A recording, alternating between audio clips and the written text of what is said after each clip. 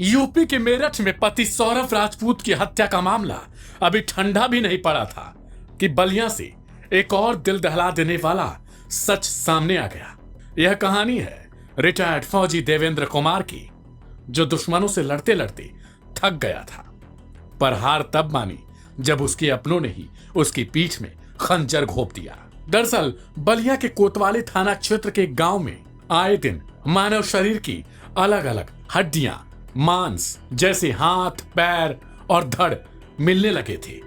यह सूचना किसी ने पुलिस वाले को दी और उसके बाद जब मामला खुलता है तो खुद पुलिस की टीम हैरान हो जाती है।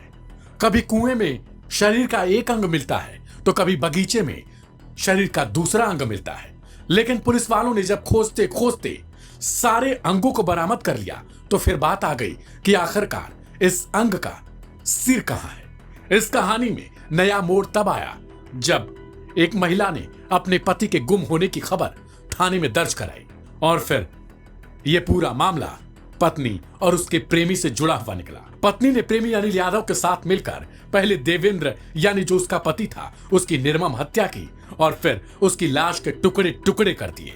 2 हाथ, 2 पैर और सिर, सभी अंगों को अलग अलग पॉलिथीन में बंद कर एक गाड़ी में भरकर दूर दराज खेतों में फेंक आए। बाकी धड़ को एक सूने कुएं में डाल दिया। यह कोई आम मर्डर नहीं, यह एक ब्लाइंड मर्डर मिस्ट्री थी जिसमें न चेहरा मिला न नाम, लेकिन एक बेटी की हिम्मत ने इस जघन्य सच को उजागर कर दिया। बलिया के सिकंदरपुर थाना क्षेत्र के खेतों में जब लाश के अंग मिले तो पुलिस भी हैरान रह गई थी।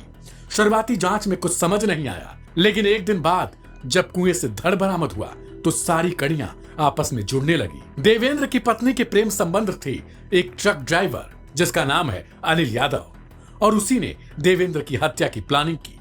हत्या को अंजाम दिया गया कोतवाली क्षेत्र के बहादुरपुर स्थित एक मकान में, जहां देवेंद्र को मौत के घाट उतार दिया गया। शरीर को टुकड़ों टुकड़ों में काटा गया, फिर प्रेमी ने बोलेरो गाड़ी से अलग अलग स्थानों पर फेंक दिया। सोमवार की रात जब पुलिस सदर कोतवाली क्षेत्र में चेकिंग कर रही थी तभी बाइक सवार 2 संदिग्ध युवकों को रोकने की कोशिश हुई। जवाब में उन्होंने पुलिस पर फायरिंग कर दी। वहीं पुलिस की तरफ से जवाबी कार्रवाई में अनिल यादव के पैर में गोली लग गई, जबकि उसका साथी सतीश यादव मौके से फरार हो गया। अब दोनों ही पुलिस के गिरफ्त में हैं और देवेंद्र की पत्नी पर भी हत्या का केस दर्ज किया गया। एक बेटी ने अपने पिता के लिए लड़ाई लड़ी थी और एक रिटायर्ड फौजी के टुकड़े टुकड़े शव को इंसाफ की राह दिखाई दी। सुनवाते हैं आपको आखिर पुलिस की तरफ से क्या कुछ बताया गया। शनिवार 10 तारीख में थाना सिकंदरपुर क्षेत्र के खरीद गांव के दियर में कुछ मानव अंग मिले थे, 2 हाथ और 2 पैर। उस परिप्रेक्ष्य में थाना कोतवाली में उसी दिन 10 तारीख में रात में 8 बजे एक गुमशुदगी दर्ज कराई गई थी। एक महिला द्वारा अपने पति की गुमशुदगी की वो उनके पति अपनी लड़की को लेने बक्सर रेलवे स्टेशन गए हैं, वो वापस नहीं आए। जब उस गुमशुदगी में दिए गए नंबर की तहकीकात की गई तो ये निकला कि वो नंबर स्थिर रहा, उस स्थान से कहीं गया ही नहीं। तो इस पर संदेह हुआ। फिर जो वादनी थी उससे गहनता से पूछताछ की गई, परिवार के अन्य लोगों से पूछताछ की गई तो इस घटना का खुलासा हुआ है। और इसमें जो आवेदिका थी गुमशुदगी की, उसी के द्वारा प्रेम प्रसंगों के चलते हुए अपने पति की अपने पुरुष मित्रों के साथ हत्या की गई और इस विभत्स हत्याकांड को अंजाम दिया गया।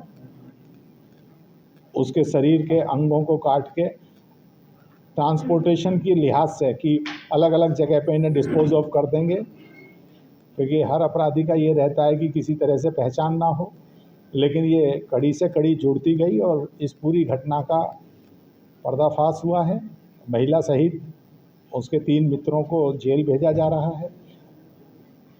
कुल 4 लोग इसमें जेल जा रहे हैं।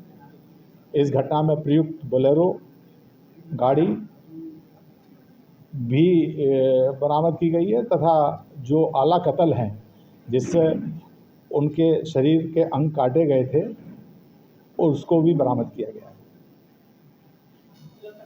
मामले में कुछ लोगों के एनकाउंटर भी हुए हैं सर। इस पूरी घटना की विवेचना के दौरान पूरी हमारे जनपद की पुलिस हाई अलर्ट पे थी, जगह जगह चेकिंग चल रही थी। थाना सिकंदरपुर जब अपराधियों के गांव में दबिश दे रहे थे तो उन्हें ये इनपुट मिला था मुखबिर के माध्यम से कि ये लोग भागने की तलाश में हैं। उसी दौरान कोतवाली पुलिस द्वारा भी चेकिंग चल रही थी। एक संदिग्ध मोटरसाइकिल को रोकने का प्रयास किया गया।